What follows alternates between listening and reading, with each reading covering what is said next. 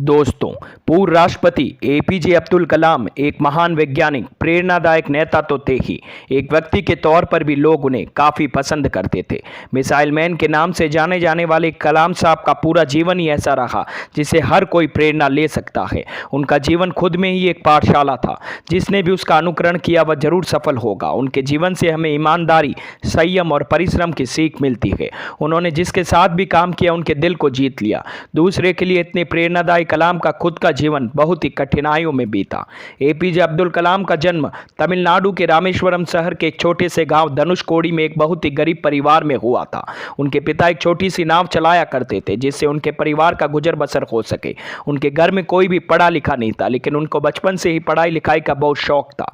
गरीब होने के बावजूद उनका परिवार उन्हें काफी सपोर्ट करता था। जब वे 8 साल के थे तब अपनी पढ़ाई का खर्च निकालने के लिए अखबार बेचा करते थे। पढ़ने का शौक ऐसा था कि इन अखबारों को वे खुद भी पढ़ा करते थे।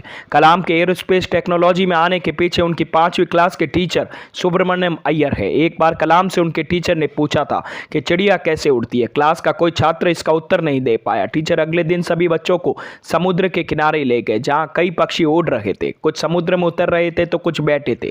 वहां कलाम की टीचर ने उनसे पक्षी से उड़ने के पीछे के कारण को समझाया। साथ ही पक्षियों के शरीर की बनावट को भी विस्तार पूर्वक बताया जो उड़ने में उनकी मदद करता है।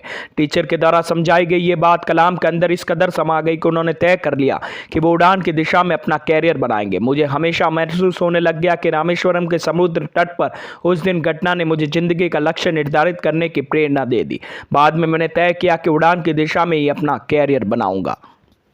कलाम साहब की शुरुआती पढ़ाई रामेश्वरम एलिमेंट्री स्कूल में होती है। उसके बाद उन्होंने बीएससी की। फिर साल 1955 में Madras institute of technology MIT में एरोस्पेस इंजीनियरिंग की पढ़ाई की। कॉलेज खत्म होने के बाद जब एपीजे अब्दुल कलाम जी ने इंडियन आर्म फोर्स में फाइटर पायलट की पोस्ट के लिए अप्लाई किया, उस समय वहाँ सिर्फ 8 सीटें खाली थी। वहाँ उनका नंबर आया और वह आर्म्ड फोर्सेस के लिए सेलेक्ट नहीं हो पाए। उसके बाद उन्होंने डीआरडीओ ज्वाइन किया, लेकिन वह डीआरडीओ में वह अपनी जॉब से खुश नहीं थे क्योंकि उन्हें वहां कुछ नया सीखने को नहीं मिलता था। तभी उनकी मुलाकात इसरो के फाउंडर विक्रम साराभाई से होती है। उनको एपीजे अब्दुल कलाम जी की मेहनत और हर वक्त कुछ नया सीखने की चाह बहुत पसंद आई। उसके बाद कलाम का ट्रांसफर डीआरडीओ से इसरो में होता है। एक बार defence research and development organisation में उनकी टीम बिल्डिंग की सुरक्षा को लेकर चर्चा कर रही थी। टीम ने सुझाव दिया था कि बिल्डिंग की दीवार पर कांच के टुकड़े लगा देने चाहिए, लेकिन डॉक्टर कलाम ने टीम के सुझाव को ठुकरा दिया और कहा कि अगर हम ऐसा करेंगे तो इस दीवार पर पक्षी नहीं बैठ पाएंगे। देश और समाज के लिए किए गए कार्यों के लिए डॉक्टर कलाम को अनेक पुरस्कारों से सम्मानित किया गया। आइए अब बात करते हैं एक ऐसे किस्से की जिससे एपीजे अब्दुल कलाम की महानता सिद्ध हो जाती है। एक बार कलाम का पूरा खानदान उनसे मिलने दिल्ली आया। वो कुल 50 से ज्यादा लोग थे, जिससे उनके 90 साल के बड़े भाई से लेकर उनकी 1.5 साल की पड़पोती भी शामिल थी। स्टेशन से सभी को राष्ट्रपति भवन लाया गया, जहां तक वह 8 दिन तक रुके। उनके आने जाने के लिए खाने पीने तक, यहां तक कि एक प्याली चाय का खर्चा भी कलाम ने अपनी जेब से दिया।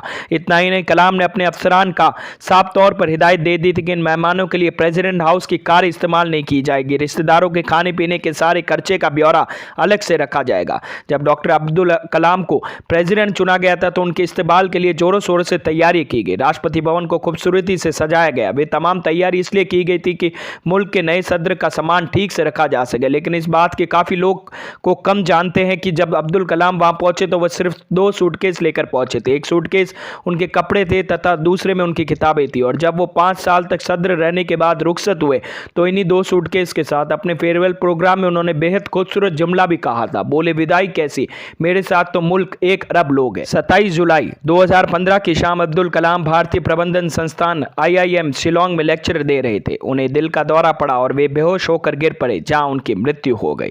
तो दोस्तों, कैसी लगी एपीजे अब्दुल कलाम साहब से जुड़ी मेरी ये जानकारी? अगर मेरी ये वीडियोस आप लोगों को पसंद आते हैं तो प्लीज़ लाइक, शेयर, सब्सक्राइब करना ना भूलें और हाँ, कमेंट करना भी ना भूलें। धन्यवाद।